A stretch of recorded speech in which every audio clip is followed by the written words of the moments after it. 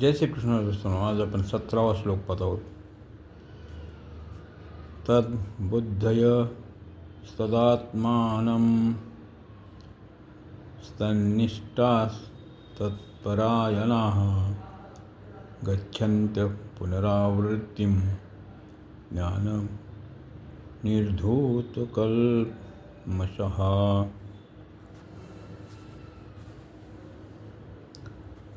निश्चय करणाऱ्या बुद्धीचे नाव बुद्धी आहे. निश्चय करणाऱ्या वृत्तीचे नाव बुद्धी आहे.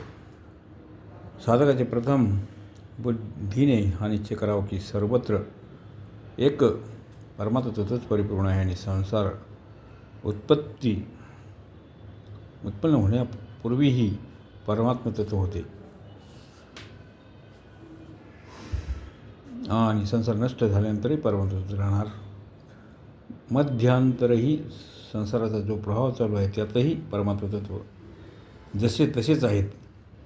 अशा प्रकारे परमात्म्याचा सत्तेविषयी अट्टल निश्चय असणेच तद्बुद्धया पदाचे तात्पर्य आहे. तदात्मानः येथे आत्मा शब्द मनाचा वाचक आहे. जेव्हा बुद्धीच्या ठिकाणी परमात्मा तत्वाचा एक निश्चय होतो तेव्हा मनाने आपोआप परमात्म्याचे चिंतन होऊ लागते.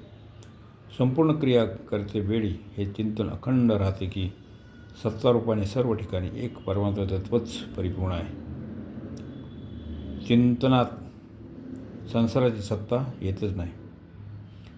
तन्निष्ठः तेव्हा साधकाचे मन आणि बुद्धी लीन होतात. तेव्हा तो प्रत्यक्षाने परमात्म्यात आपल्या स्वतः स्वाभाविक स्थितीचा अनुभव करतो.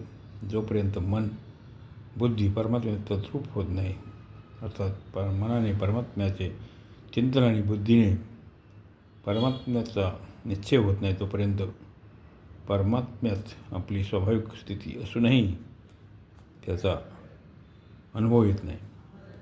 तत्परायणाः परमात्म्याशिवाय आपली वेगळी सत्ता न राहणेच परमात्मा होणे होय. परमात्म्यात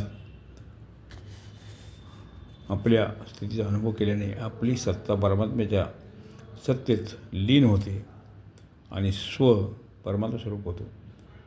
जोपर्यंत साधक आणि साधना हे यांचे ऐक्य होत नाही तोपर्यंत साधनेत खंड पडतो, साधना अखंड राहत नाही.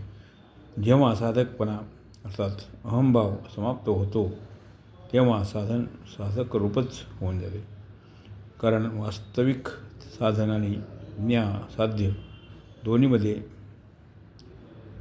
नित्य ऐक्य आहे. ज्ञान निर्धूत कल्पशः ज्ञान अर्थात सत्य असतच्या विवेकाची वास्तविक जागृती झाल्यावर असतची संपूर्णपणे निवृत्ती होते. असत्यच्या संबंधानेच पापपुण्यरूपी दोष उत्पन्न होत असतो. त्यामुळे मनुष्य बांधला जातो. असतही संपूर्णपणे संबंधविच्छेद झाल्यावर पापपुण्य समाप्त होतात. गच्छन्त्य पुनरावृत्तीम असतचा संग पुनर्जन्म हे कारण आहे. कारण गुणसंगदोष संगोष सदस्यतो निजन्मसु असता संघ संपूर्णपणे समाप्त झाल्यावर पुनरावृत्तीचा प्रश्नच येत नाही. जी वस्तू एकदेशीय असते त्याचेच येणे जाणे होत असते. जी वस्तू परिपूर्ण आहे, जी कोठून येईल आणि कोठे जाईल, परमात्मा संपूर्ण देश काल वस्तू परिस्थिती इत्यादी एकरस परिपूर्ण राहतात. त्यांचे कोठे येणे जाणे होत नसते. म्हणून जे महापुरुष परमात्मा स्वरूपच होतात त्यांचेही कोठे येणे जाणे होत नाही.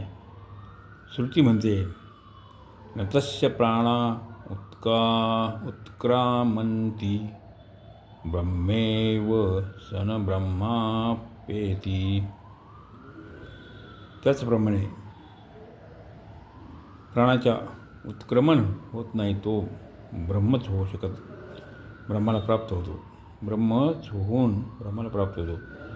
त्याच्या म्हणवल्या जाणाऱ्या शरीराला गृहीत कधीच धरूनच ते म्हटले जाते की त्याचा पुनर्जन्म होत नाही. वास्तविक या ठिकाणी गच्छन्ती पदाचे तात्पर्य वास्तविक बोध करणे आहे, जे होताच नित्यप्राप्त परमात्मा तत्त्वाचा अनुभव येतो.